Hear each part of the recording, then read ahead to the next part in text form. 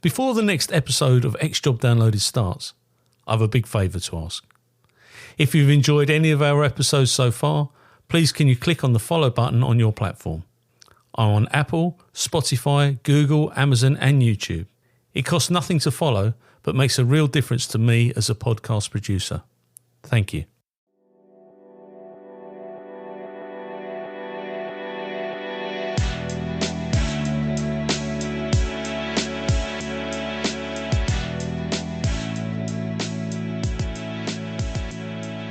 This interview is being tape recorded. My name is Paul Maleary and this is X-Job Downloaded. And today I have the absolute honour of interviewing Sarit Zehavi. Have I said that correctly?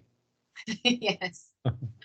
Now, Sarit is a lieutenant colonel in the reserves in the Israeli Defence Force, and also the CEO and founder of Alma, which is a non-profit and independent research and education centre specialising in Israel's security challenges on the northern border. Now, things are tough out there at the moment, and we'll come on to that. But where did it all begin for you, and what was the inspiration to join the IDF? Wow. Since I was 16, I wanted to understand what's going on here and what is truly happening in the Middle East. Telling you some secrets now about myself. I learned the Middle Eastern studies and Arabic in high school. Right. But I didn't pass the exams for intelligence. And I was assigned to be a manpower officer. I was dealing with reservists. And then I ended my service after 2.5 years, and I went to study Middle Eastern studies because this is what I was interested in, nothing else. I wanted to know why they hate us so much. I wanted to know why there is no peace, why there is no democracy in the Middle East. I didn't get all the answers, of course. During my MA, I was recruited back to the army. This time I passed the exams and I became an intelligence officer. Fantastic. It's an interesting discussion, because if we go back to the time of the Romans, up until that point, it was the Jewish homeland, wasn't it? It was the Jewish homeland, and it was the Romans that originally said, we don't want the Jewish people here, and handed it over. But that seems to be lost on the current climate. But so you're an intelligence officer, or you were an intelligence officer? I'm no longer with reserves. Because what I'm doing today is, my face is everywhere. So I can no longer be with intelligence.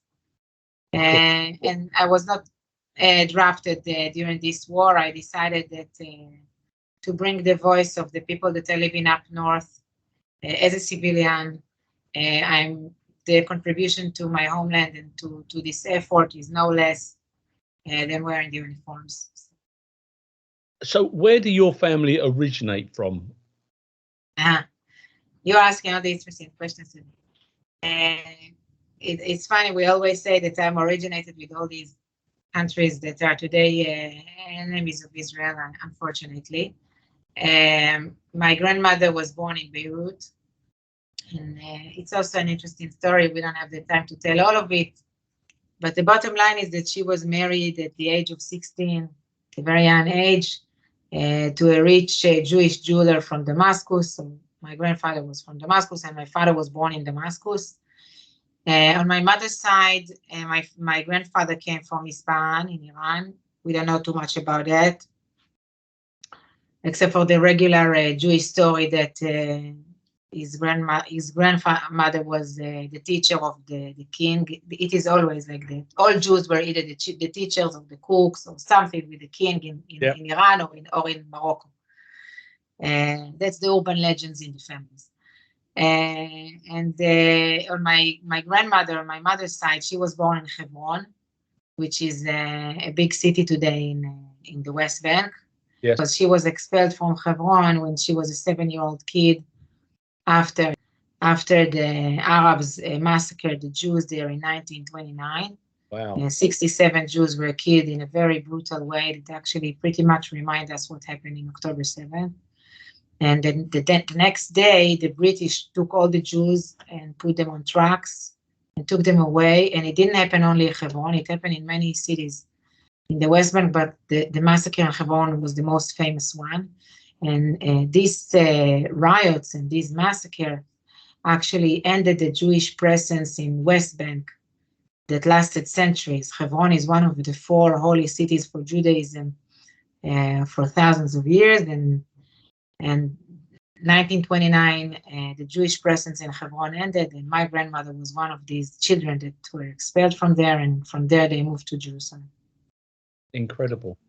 And you know, we talk about displacement, and for centuries the Jewish nation has been displaced. There are some countries in the Middle East where there are no Jewish people, whereas for hundreds of years there were thousands of Jewish people, and now there are none. In all of the Middle Eastern countries, there were big communities of Jews, and actually today more than half of the Israelis originated in the Middle East, not in Europe, like myself and many, many others. But you know what impressed me is that you said the Jewish nation and the Jewish people. And I think this is something we should say a word about, because you know, I'm usually being asked, Judaism is actually a religion. No, it's not just a religion. Judaism is a nation. It's the Jewish people. We were a tribe that established this place, that built Jerusalem 3,000 years ago. And that's why you see such a strong identity that was preserved during the years, because we have kind of the same dream, the same connection to the same land, and the same city, which is Jerusalem. And this is something that it is really difficult for many people to understand, because it's a really long history. It's not just modern history, it's something else. And there is a continuity. Like I'll give you a small example. I live in Israel. I was born and raised in Israel. We have our prayings in the holidays. Yom Kippur is the holiest day in Judaism. And it happened to me that I went to spend Yom Kippur in Arkansas, which is, I don't know, somewhere in the States. Yeah. And I went to the synagogue there, and it was a synagogue from a different stream in Judaism. If you compare it to Christianity, so it's like Protestants and Catholic. Yes. And the prayers were basically the same. And there is no connection. You know, my synagogue is, my congregation is what we call Mizrahi congregation, meaning originated from the Middle East. The congregation in Arkansas was Ashkenazi, originated in Europe. There shouldn't be any connection, but the prayers were the same, the texts were the same, the connection to Jerusalem, to Israel were the same. And I always thrilled again and again and again to see the fact that we actually share the same history as a nation. But the nation has suffered immense persecution for so many centuries. I mean, people will look at the Holocaust as part of modern history, but actually these things, the persecution took place long before the Holocaust. Yes. Look, in the Middle East, by the way, I should tell you, in the Middle East, on the one hand, Jews lived in the Arab states with very good relationship with their Arab neighbors. But on the other hand, even I myself, I learned that there were clashes here and there along the years. Even though they lived in general peace, and, you know, they even got to high ranks in governments in these countries, like in Iraq or Morocco. I can tell you that, for example, in the 19th century, there was a plot against Jews in Damascus, which I didn't know about it. My father even didn't know about it. I learned about it only years later. So things, it was not peaceful to live what we call in exile, to live outside of Israel. The connection to Israel never ended, even if we were 2,000 years in exile. In all our songs and traditions and practices, like religious practices, eventually there is a connection to a land, which that's the main characteristic to a nation. Right. I find it absolutely fascinating, and if you've got a modicum of sense around history, the battles that are taking place now, it's a regurgitation of many battles that have taken place. people seem to think that in the late 40s, when the Jewish nation was formed, that was when it all began, but that wasn't when it all began at all. No, of course not. Again, as I've told you, my grandmother was born here, and the massacre took place much before the establishment of the State of Israel. There is a cemetery in Jerusalem. The most important cemetery in Jerusalem is on Mount Herzl, where you have all our prime ministers buried there, and there is a big military cemetery there. There is an area there which is to commemorate all the people who were killed, all the Jews that were killed from terrorist attacks. And there was a debate from which way should we start. When did it start, actually, these clashes? And last time I was there, it started from 1860. Yeah. 1860. Oh. These are the first evidence, but so what is there? Why is there the dislike or the distrust between the Arabic state and the Jewish nation? What is that about? I told you I went to study Middle Eastern studies to get the answer for this question. Yeah. Which You still haven't found the answer. I'm not sure I found the answer.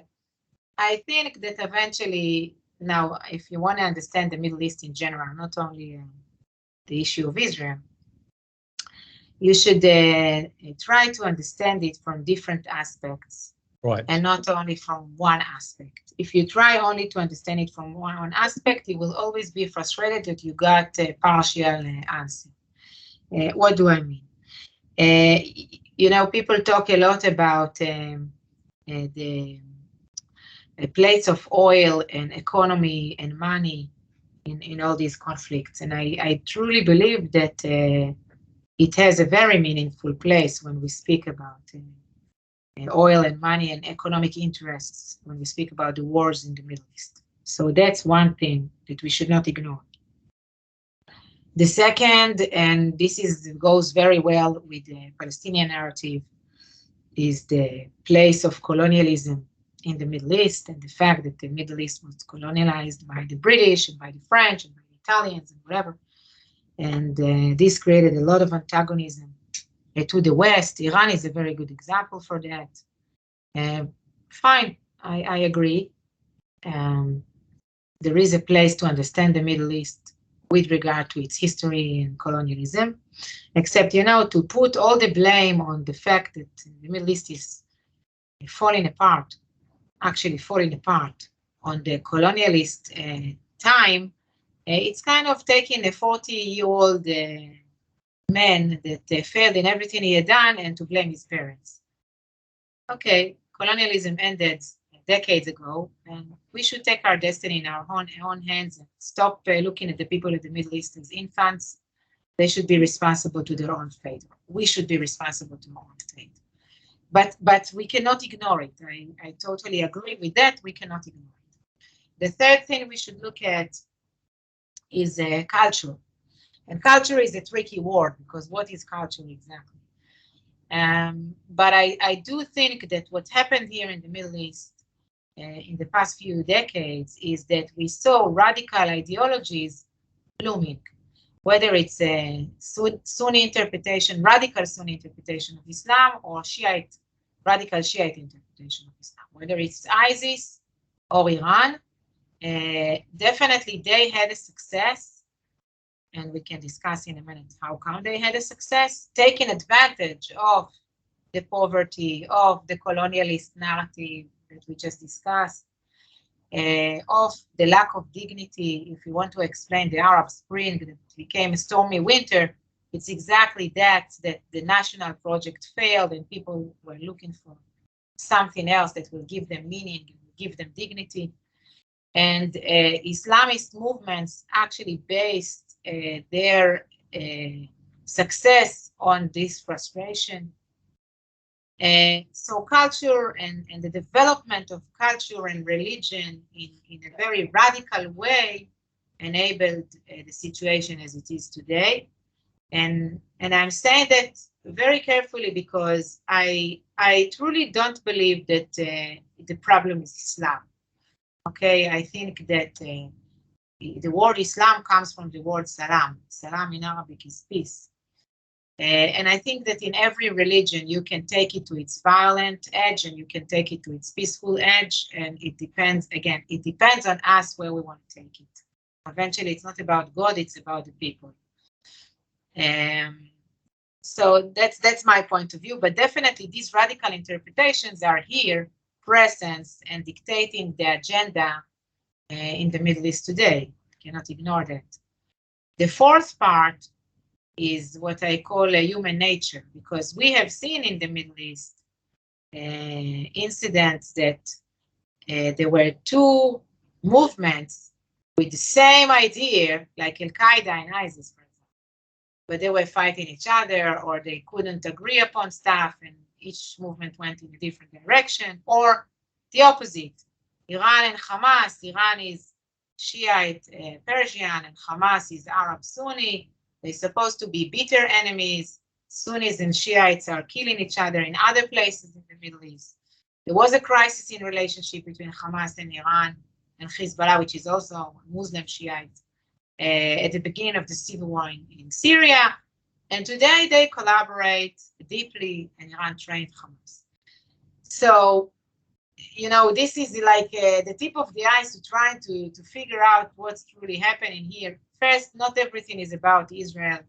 Not everything is about the Palestinian issue, but we cannot portray a picture in black and white. We need to portray the picture with many, many colors, and that way we'll get a better understanding for this question of how come there is so much hate and how come there is no democracy. These are huge questions. As I've said, I'm not sure I got all the answers, but no, you know. I mean, if you look at it, if you go back in history, if you say, for instance, when the Nazis were persecuting the Jewish nation, it was born out of jealousies and perceived inadequacies. And from an outsider looking in, as a Christian person, I personally feel that the Palestinian issue is around some of these perceived inadequacies and unfair, as they see it, as being unfair and that they're being treated unfairly. And that brings about another form of bigotry. We have it here with the right wing. They'll become jealous about, it could be a Pakistani shopkeeper and someone will get jealous because they're earning more money than they are and they've got a nicer car. And all of a sudden, the narrative becomes extreme and then the violence gets involved and bigotry and persecution. And that's how I see it as a European onlooker, if that makes sense. I agree that personal interests are taking advantage and, wearing kind of a coat of radical ideologies. But actually, if you take it off the coat, you find out that it's just corrupted leaders that are. But eventually, this corruptness, as you saw with the Nazis, it's a very good example. Indoctrinating hate that deep that it's really difficult to uproot it later. Yeah, absolutely. And we get here a narrative from our popular media that would say that it's Israel are being the bad people here. They're applying the ultimate pressure and what have you. What they don't show is that there are missile attacks taking place on a daily basis that are coming out of Palestine, that children are being trained in the use of weaponry. These are the things that we are not being told. But am I right? Because I'm being told that by my Israeli friends. That's much more worse. That's much worse than that. But first, since we do have time and we can get into the details, I think portraying the details is important. And there is a difference between what is happening up north, where I'm based, and what was happening in the south. And let's talk about it, okay? In the south, what happened is that in 1967, Israel took over Gaza because during the years before 67, we suffered a lot from raids of terrorists that came from Gaza and killed people in the same communities actually that were massacred now. And eventually in 1967, with the 6 Days War, which I'm not going to get to all the details of the 6 Days War, but we can do that later, Israel decided to take over Gaza Strip. We built communities and we settled the Jews, and I want to say we settled the Jews back to Gaza, because as I've said at the beginning of this conversation, there was Jewish presence in Gaza Strip. Yes. Many decades ago, and there was an old synagogue there, etc. But anyway, we settled Gaza with a few thousands of Jews, and the conflict was constant, and there was disagreement inside Israel whether we should be there or not.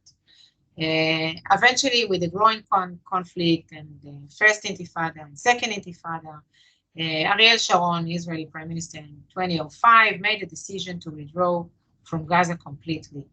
Militarily, civilians, we even took off the deads from their graves, and we didn't leave anything.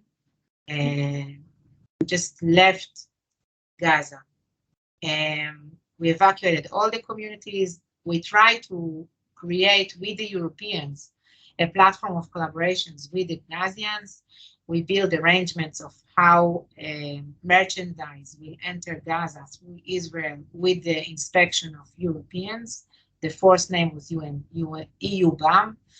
The people that were massacred now in Israel were the same people that supported the Gazians in the withdrawal and helped to build warehouses and agricultural infrastructure, and to try to set the base for a new relationship between Gazians and the state of Israel after the withdrawal. And what happened is that the withdrawal took place in 2005. In 2006, I think, 7, there were elections in Gaza and Hamas was elected. There were actually elections in Palestinian Authority, which is based in Gaza and West Bank, and Hamas was elected. And Hamas ideology is that in Palestine, from the river to the sea, there should be established a Palestinian Islamic State. Okay, this is very simple to understand. Okay, no Israel at all, just a Palestinian Islamic State in this area. Okay, but as you said, sometimes it's not about the external enemy, but also the internal enemy and corrupted societies. And what Hamas had done was to kill Palestinian Authority representatives in Gaza. It killed a few hundred of Palestinian Authority representatives in Gaza, kicking Palestinian Authority out very violently from Gaza and taking over Gaza. And since that moment, rockets were launched to Israel every day, or every week, or every month, from Gaza to Israel, and making our kids growing under the sounds of sirens, meaning that the kids, not kids anymore, almost already parents actually, who were slaughtered on October 7, were children that grew up with the voices of sirens, and Israel had to build shelters in all these homes that never had shelters, and had to develop defense systems such as the Iron Dome, and did everything it can to avoid the destruction of Gaza, to avoid entering into Gaza, to take off these missiles. Now, we had a few operations in Gaza, but none of these operations actually defeated Hamas. And the goal was never to defeat Hamas. The goal was to create kind of a balance of deterrence, that Hamas will be deterred enough not to launch rockets, kind of a ceasefire. And what actually this policy enabled, and we're saying that today very angry, but we were wrong to do that, but this was our policy. This policy enabled Hamas to grow and to prosper and to dig all these tunnels and to hide its rockets inside the population and to indoctrinate hate furthermore to its own population, and to get that strong that it can carry out this brutal attack that it had carried out in October 7th. And our operations in Gaza didn't treat the threat. And the whole idea of creating deterrence is actually useless, because you cannot create deterrence with somebody who doesn't cherish life. Okay, this is the culture of death that grew in Gaza. And eventually, the children that were born when we left Gaza are the terrorists that massacred and raped our men and women on October 7. 18 years ago, we had withdrawn Gaza. That's the reality. Now, the rocket stopped after each operation. There was a short ceasefire. Sometimes it lasted weeks, sometimes it lasted months, and sometimes it lasted 2 or 3 years. And then they renewed the fire. So it basically, we had every year hundreds, thousands, tens, I don't know, different amounts of rockets during the years for 18 years. It never stopped completely. The sirens never stopped completely. And just imagine London, you know, under this kind of threat. Who would raise his children in this kind of atmosphere? Now, if we go to the north, at the same time in the north, in the past 17 years, actually at the same time in the north, I raised my kids here in the north, and we hardly had the sirens. Right. Because in the north, in 2006, we had withdrawn completely from South Lebanon in 2000. Hezbollah continued sporadic attacks between 2000 to 2006. In 2006, Israel said, enough, we are not going to tolerate sporadic attacks. We want all attacks to stop because we had withdrawn fully from Lebanon and there is no reason for all of that. And we went to war after kidnapping of 2 soldiers and bombing all the communities up north with mortars at the same time of the kidnapping. And we went to war for that, actually to push Hezbollah away from the border and to remove the threat of the rockets. And we failed. We were stopped by international community after 33 days without eliminating the threat, with a resolution that was supposed to create in the United Nations Security Council. It was supposed to create a new order. And what actually happened that this resolution talked about that any presence of Hezbollah or any other militia in South Lebanon is illegal, and that the UN force will be there with 10,000 soldiers, and it was unclear who should truly enforce the resolution. This war and this resolution together brought us relatively quietness. It was not fully quietness, okay? We had missiles here and there and anti-tanks and drones and snipers and everything. But the bottom line is that my kids grew up 9 kilometers from the border, hardly run into shelter, feeling safe in their everyday life. Different experience than their brothers and sisters in the south. But at the same time, Hezbollah took the time, 17 years, to grow, to develop, to expand, and to put thousands and tens of thousands of rockets in the houses, in the homes of the Lebanese, to various ranges that can cover all of the state of Israel. And to develop Radwan brigades, which are the parallel for the Nukhba of Hamas, meaning commando elite units that are experienced from the war in Syria, and their mission is to invade into Israel. Wow. The last year was crazy, because in the last year, we saw Hezbollah making the final preparation for this kind of invasion. In Alma Center, we talked about it, we wrote about it, we ring all the bells we could to tell everybody that this is about to happen. And my head of research here in Alma told me just when the new Jewish year, he said, we have until October 8th. Something will happen until October 8th, but actually our eyes and ears were not towards the south. And that's why we missed what Hamas eventually had done. And now Israelis are saying, we are not going to tolerate all of that again. Not the rockets, not the preparations. We want to feel safe in our beds, in our homes. So you live 9 kilometers from the Lebanese border? Yes. And I just found out that I'm within the range of the anti-tanks. I was not aware of all of that, until a few weeks ago, that they launched anti-tank missiles to 10-kilometer range. This is insane. Do you fear for your personal safety? I mean, you're very articulate in the way that you deliver what you know, but you're outspoken, absolutely, because you're an expert in your field. But do you feel at risk personally? Absolutely. Absolutely. On October 7th, I walk out in Saturday morning. You won't find me awake at 6:30 a.m. It's Saturday morning, ever. And I woke out from the sounds of my phone, bleep, bleep, bleep, bleep, bleep, and I understood something is happening. I opened my cell phone, I saw the amount of rockets. We didn't know about invasion at that moment. And I woke up my husband and I told him, wake up, let's go and prepare the shelter. There is war. And I waited. We prepared the shelter and we opened the TV and we saw what's going on. And I waited to see on the screen a statement that it's war and reservists are drafted. I knew that this would be the next title. Yeah. And the moment I saw this title, which was 9:30 in the morning, I crossed the street to the synagogue in my hometown because it was a Jewish holiday. And I'm not religious, but I hear the praying service every Saturday. So I went to the synagogue and I called the rabbi and I told him, this is war. Tell everybody. And it's extremely sad to me to tell you that because my father did exactly the same thing in 1970.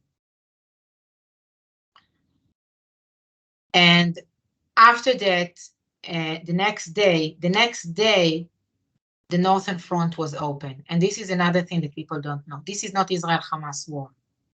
It was Israel-Hamas war for 24 hours. That's it. Right. Okay? The next day, Hezbollah opened fire. And the next day, Hezbollah launched drones and missiles and anti-tanks to IDF positions.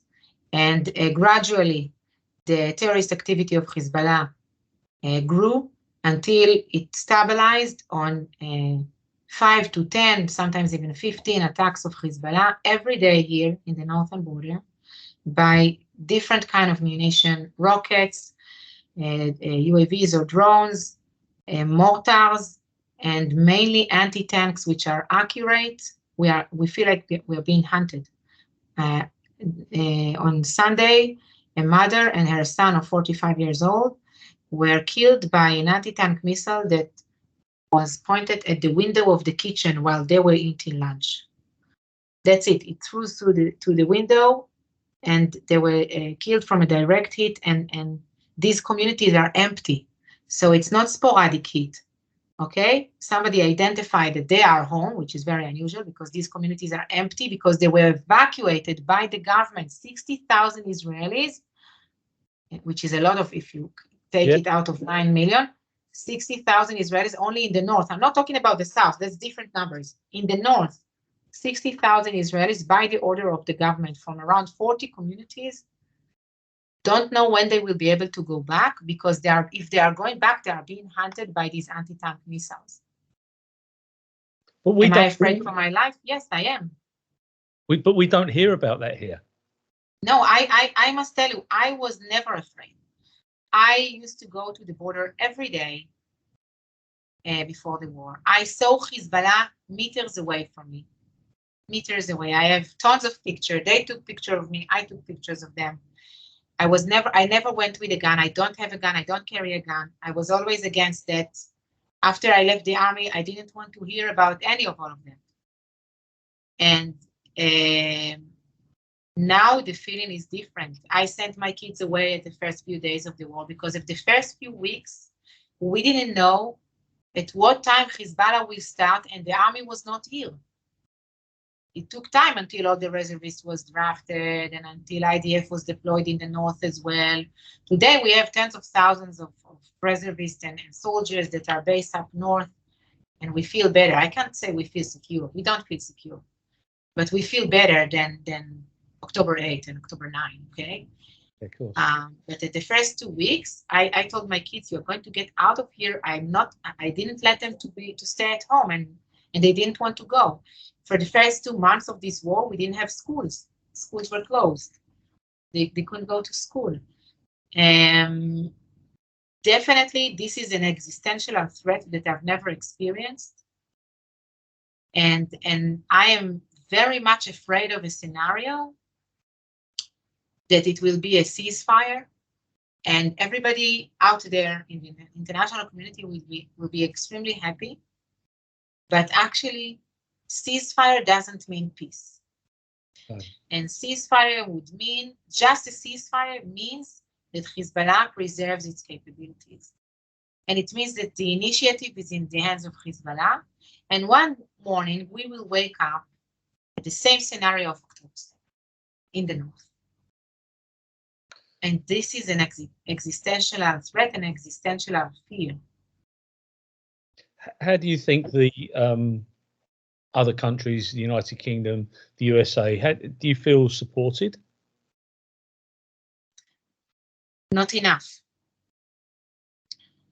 I feel that first, okay, I should put it this way. First, let's talk about the American aid. And this is crucial and extremely important for the success of this campaign to continue to get the American aid. Israelis are aware of that. At the same time, definitely the demonstrations and protests that we see in the campuses in the United States and in the streets of London may make us feel that we are the front, we like the Western front with Iran here, and the West doesn't appreciate that. Because this is not just the Jewish fight or the Israeli fight. This is the West fight. Indeed. And as we said earlier on, I come from a policing background. Okay, I spent 30 years in the police. When I joined the police, the IRA were prevalent in their terrorism. Now it is Islamic extremism. If the Hezbollah and Hamas, if they're able to succeed, this doesn't only impact on Israel, this impacts on all of us. This impacts on the streets of London and the streets of New York, because the indoctrination goes through the community. And as we said earlier, if you don't chop off the head and now the tail, the beast will remanifest itself in a different format, and it needs to be dealt with. You mentioned the IRA, and I hear this from British all the time. We solved our problem with the IRA. Israel can do the same thing. And I want to say something about it. I'm not an expert to this conflict with Irish and British conflict. But here is my question to you. First, these are two different islands. Yes. And geography matters. Absolutely. Geography matters here. And second, the IRA carried out terrorist attacks in England, in the island of England, okay? I don't know how you say. But it never threatened to completely destroy England on behalf of a radical religious ideology. It never said England shouldn't exist at all and IRA should control England. No, you're absolutely right. It didn't. Okay, and this is a huge difference. It's not a tactical difference. It's a huge difference with regard to the solution that we are talking about. But we still because we are threatened, inside Israel. Absolutely, and I absolutely agree. And I think that it's the whilst the words that you say weren't used in the mid-'80s when they tried to blow up the entire government in Brighton, when Margaret Thatcher was blown up and Norman Tebbit and his wife, etc. That was the entire government, but the entire people. Well, but there was still attacks on the people, and the streets of London. We had bombs on a regular basis where ordinary people were murdered. Now, these things still happen. They don't happen on the mainland, is but there are still devices found in Northern Ireland. There are still attacks in Northern Ireland. So imagine you will find 200,000 missiles. Some of them are accurate in Northern Ireland. What would you do?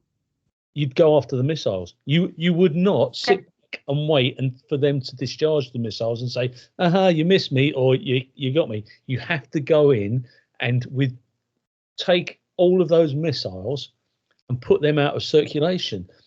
The intelligence services, and I'm sure it's the same in Israel, but the intelligence services work tirelessly to identify arms caches, even now, even in Northern Ireland, to remove those devices, and they are successful. But we don't. There's a press embargo. We don't get to read about it. We don't get to hear about it. But if you don't take away the toys, the games will continue, And that's the problem. But people don't understand that if they don't go in and recover the weaponry, the weapons are going to get used against the nation of Israel.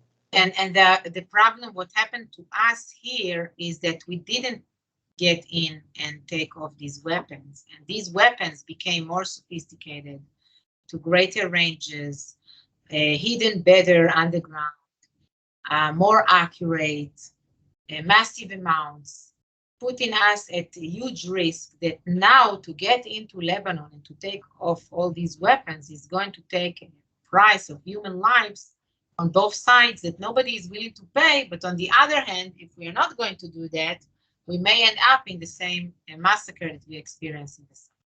Yeah, and if we tolerate it, then another nation, someone else will be next, and so on and so forth. And it's the same in Ukraine. And geographically, Ukraine is closer to us than Israel is. But if we don't stand up to Putin or support that standing up to Putin, then he will just roll through the countries in the way that Adolf Hitler rolled through the countries in the late 30s, early 40s. So absolutely, it needs to be dealt with. Nobody wants human loss. Nobody wants, No. we don't want Israeli kids being killed. We don't want Palestinian kids being killed. But you can't use a human shield and expect there to be no collateral damage. You can't do it. Actually, Hamas and Hezbollah are doing that on purpose because they know that way the West will stop Israel from completely defeating them. They know that the only way to win this is to prevent the Gazians from the humanitarian aid and to take over the humanitarian aid. And it's a win-win for Hamas because that way they gain all the aid. And at the same time, you still see the pictures of the poor Gazians have lack of water and lack of fuel and lack of food because Hamas took everything. And so that's the tactic they are using. And if we want actually to bring to the prosperity of Gaza, which now this is truly an opportunity, we should defeat Hamas. That's the only way to bring to the prosperity of the Gazians themselves. Well, and Hamas run the hospitals, they run the infrastructure. They've got overall control, and the upper level of the leadership, they're not suffering. They're not going to be without water or electricity. They don't. They've got everything that they need. Actually, if they wanted to have the Gazians safe, what they could have done is to enable their people to hide in the tunnels. The tunnels are safe, and they didn't do it. No, they didn't give them the opportunity to go there. No, they didn't enable them to do it. And I want to say one more thing about distinction.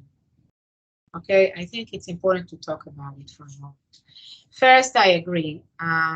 We should do whatever we can to make sure that children are not getting killed.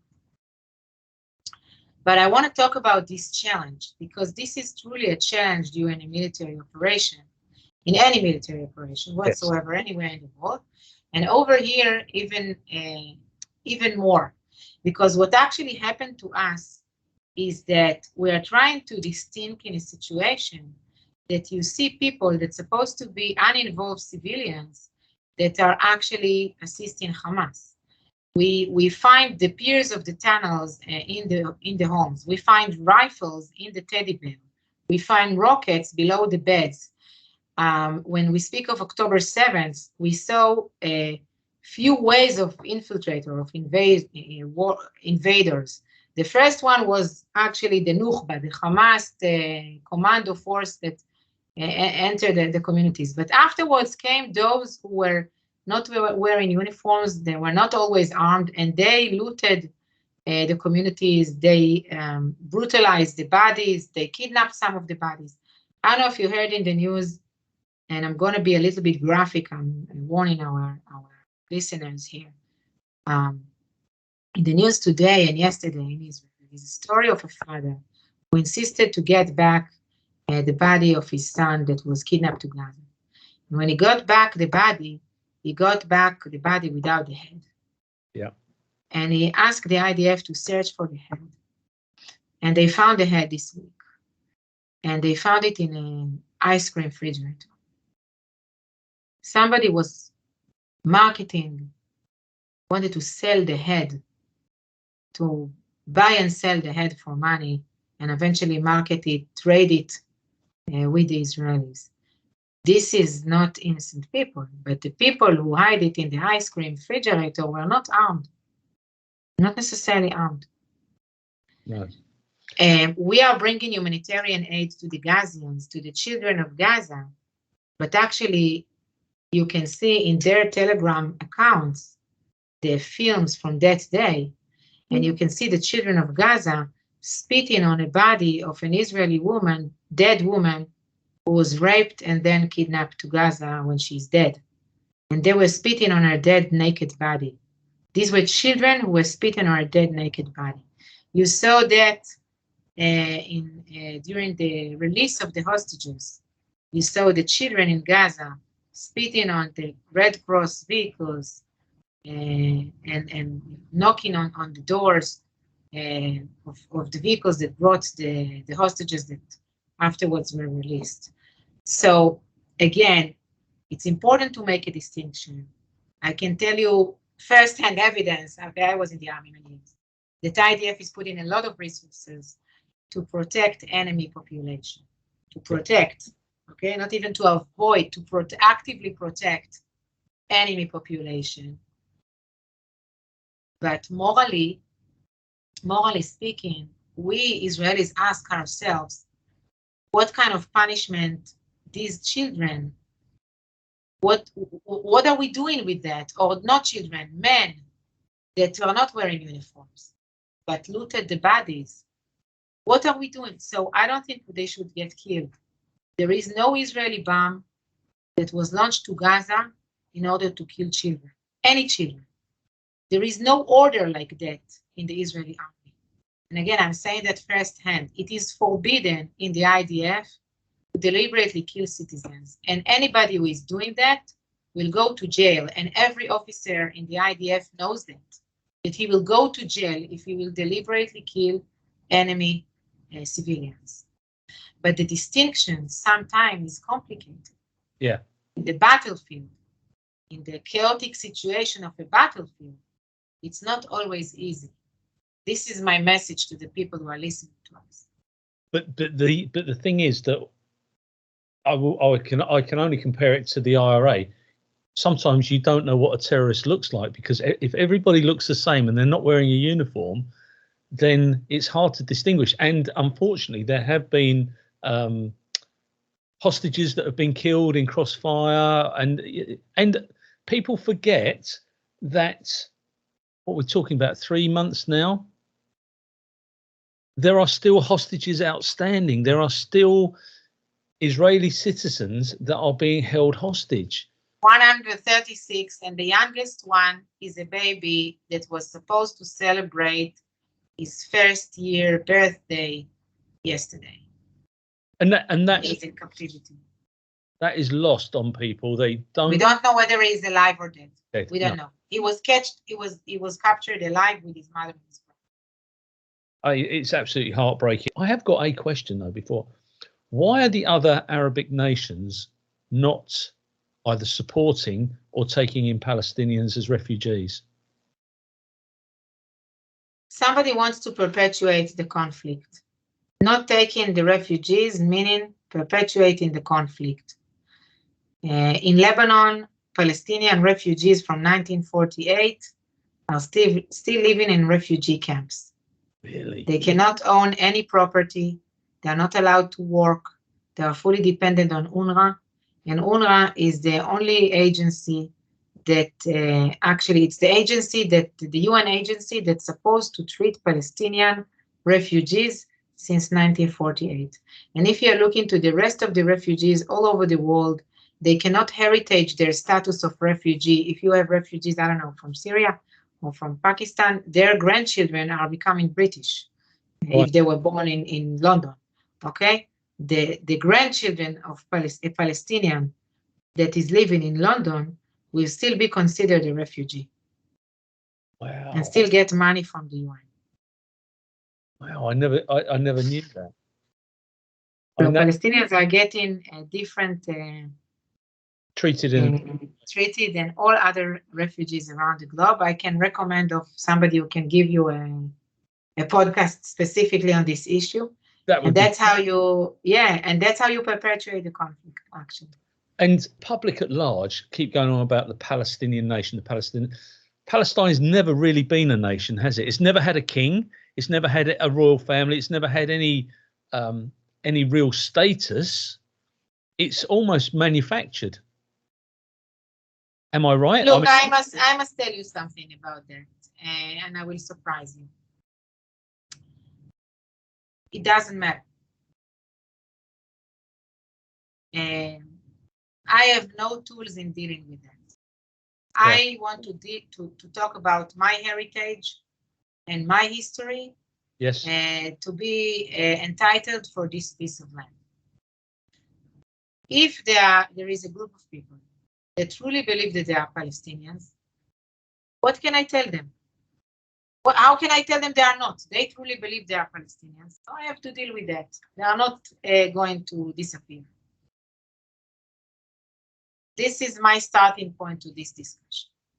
The problem is that people tend to ignore is that below the surface, it is not only a national conflict.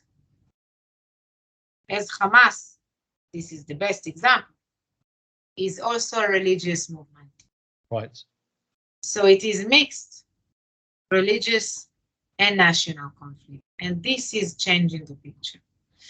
Today, what happened in the past decade, is the Palestinian-Israeli conflict is kind of hijacked, and we are in the middle of this process. It didn't end yet, but it was hijacked by an external factor named Iran.